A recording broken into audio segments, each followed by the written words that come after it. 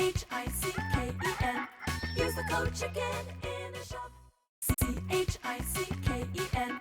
Use the code Guys, chicken it's time to class in chicken. the shop. In today's video, guys, I wanted to go over which troops are going to be... Sorry, I was just looking at some of the audio settings. Which troops are the most important to upgrade in Clash Quest? Now, I know... I felt like this was an important video to make because it can be, A, kind of confusing on who to upgrade because you get a lot of them at the start.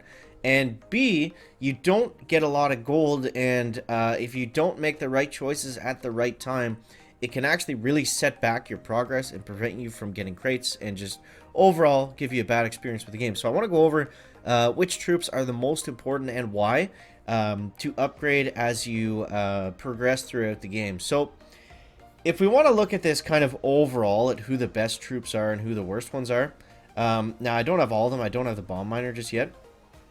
But for the most part, I've got all the troops and definitely enough troops to excuse me, go over which ones you need at the start. So I would say you're going to have the most success overall by upgrading the wizard and upgrading the giants. They're simply the most overpowered troops on the early stages. Those ones are going to you know, get you the most points, get you the most damage, you know, allow your other troops to stay alive in the giants case.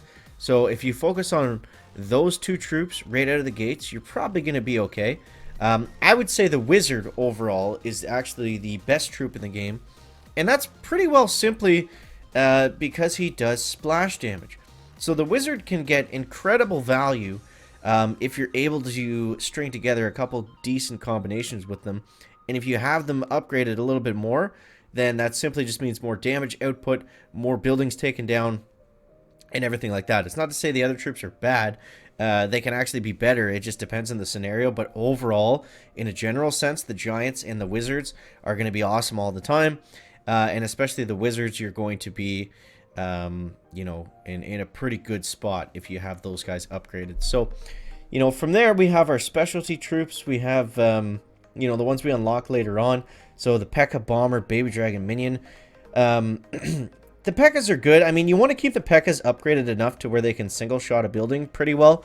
As long as they're doing that, as soon as you start using them and you notice that they're taking, that they're not able to one-shot buildings that aren't, you know, super high-level expos or Inferno Towers that are like the third stage of an island,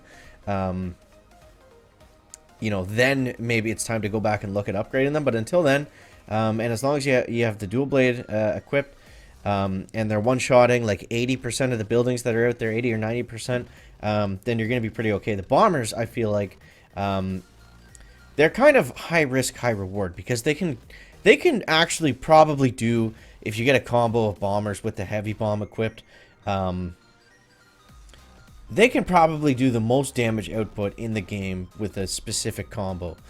The thing with bombers is they're somewhat inaccurate. They're somewhat hard to use. In the sense that they don't always shoot where you think they're going to. Sometimes they shoot kind of randomly, or they shoot at the very front and don't hit anything. So they're kind of a risky troop to use, but definitely something you want to have in your arsenal nonetheless. Baby dragons are actually incredibly strong. They don't do splash damage per se, but they hit multiple targets, and they also set them on fire if you have the fire collar equipped, which I believe is the best item for them.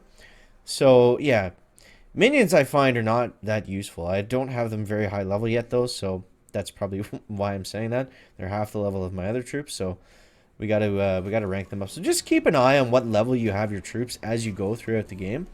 And, yeah, I mean, archers and barbarians. Archers are, you know, they're always, like, my go-to. I don't have a good combo. Let's use 2 or 3 archers. So they are, you know, something good. You want to have them leveled up. I don't know if I necessarily needed to put them up to 9 over everybody else just yet, but yeah. Barbarians, again, they can be really good. We're going to use them a lot, so it's something you definitely want to upgrade before any of these troops. I would upgrade your archers and your barbarians, just simply because you're going to use them a lot. And they're good, you know. They're you never go into a battle. It's like, oh, I got archers, or oh, I got stuck with barbarians. Barbarians with the rage sword, if they take a splash damage hit from a wizard tower or a mortar or something like that, they can just wipe the whole base pretty clean and easy. So that's what I would consider for upgrade priority. I didn't talk about the Prince. Prince is kind of a weird one. He does do splash damage again, kind of like the Baby Dragon in a sense, depending on the item that you have equipped for him. But I find the Prince more often than not, you get them in bad spots or you use them by themselves. You don't get a lot of them for each turn. And a lot of the times they're just shooting into nothing, or they're shooting into spots where you don't want them to be. So let's use our level 4 minions to start things out. Now, obviously, if we had twice the damage there, we would have taken out half the base, which would have been nice. But yeah, what do we want to do here? We got 4 wizards. Let's actually go baby drags. And you see, it doesn't look like they do a lot of damage, but they also set everything on fire. So that's gonna be really nice. Now, let's use the P.E.K.K.A. because he's gonna stun those Infernos, which are giving us some problems. Giving us a lot of problems, actually. It's a good thing this is a 2-stager. All right, let's go Rocket here, and let's go P.E.K.K.A. And I don't want to waste all of my baby dragons. Ooh, but look at that. We do not have much going on here. Alright, let's start with the baby drags. Now, you see how important it is to upgrade your troops? I'm having a hard time right now simply because I don't have minions upgraded. So they're kind of just duds. Like, they're just taking up troop space, more or less.